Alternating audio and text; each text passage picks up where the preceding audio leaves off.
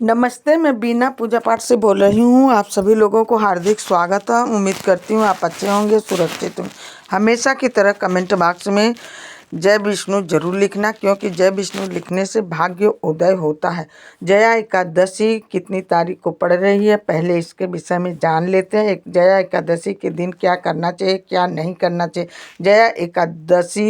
जया एकादशी का व्रत 29 जनवरी को रखा जाएगा। सन 2026 में दिन है गुरुवार का। जया एकादशी का व्रत जब हम रखेंगे उस दिन अनाज का त्याग करना चाहिए।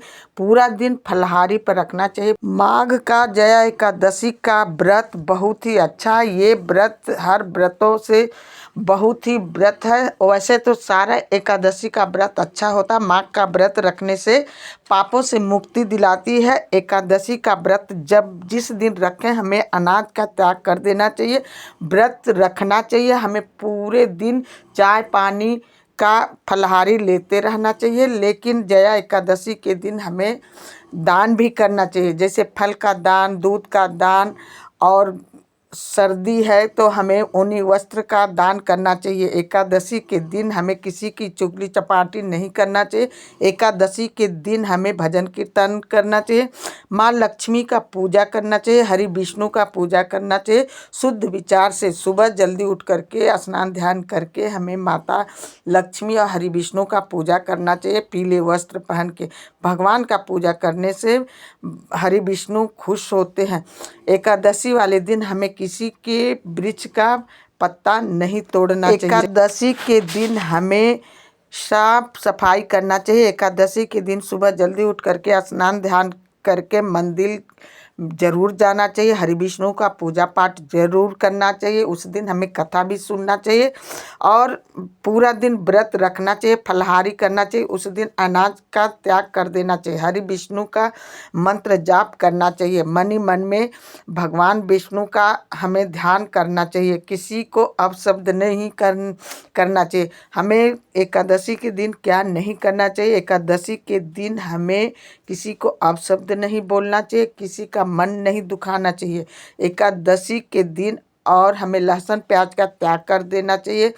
और एकादशी के दिन हमें तामसिक भोजन नहीं करना चाहिए। एकादशी के दिन हमें शुद्ध विचार से रहना चाहिए और दान पुण्य अवश्य करना चाहिए। एकादशी के दिन भजन कीर्तन करना चाहिए। एकादशी के दिन हमें पीपल के वृक्ष में अक्षत डाल करके जल चढ़ाना चाहिए, क्योंकि पीपल के वृक्ष में अक्षत डाल करके जल चढ़ाने से पुत्रों की उन्नति होती है।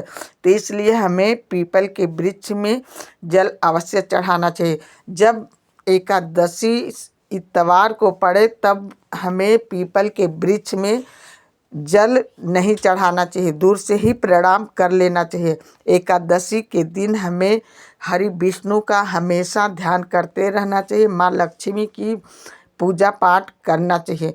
पीले वस्त्र का भी दान देना चाहिए। पीला वो फल की भी दान देना चाहिए, क्योंकि जया एकादशी माघ में ये जया एकादशी पड़ रही है। तो माघ के महीना में हमें सुबह जल्दी उठ करके नहा धो करके पूजा पाठ करना चाहिए और हमें दान पुण्य करना चाहिए। कहा जाता है कि माघ की एकादशी शुक्ल पक्ष में जो पड़ती है बहुत ही अच्छी होती है।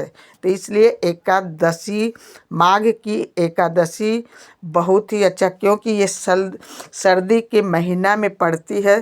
तो इसलिए एकादशी वाले दिन हमें वस्त्र का दान, ऊनी वस्त्र का दान अवश्य करना चाहिए। एकादशी वाले दिन हमें जब भजन कीर्तन करना चाहिए तो हरि विष्णु का भजन जरूर करना चाहिए। पूरा दिन मन ही मन में हरि विष्णु का चिंतन करना चाहिए, क्योंकि हरि विष्णु का चिंतन करने से हरि विष्णु प्रसन्न होते हैं, तथास्तु बोलते हैं और हमारे घर में बरकत भी होती है। तो इसलिए हरि विष्णु का पूजा पाठ जरूर करना चाहिए।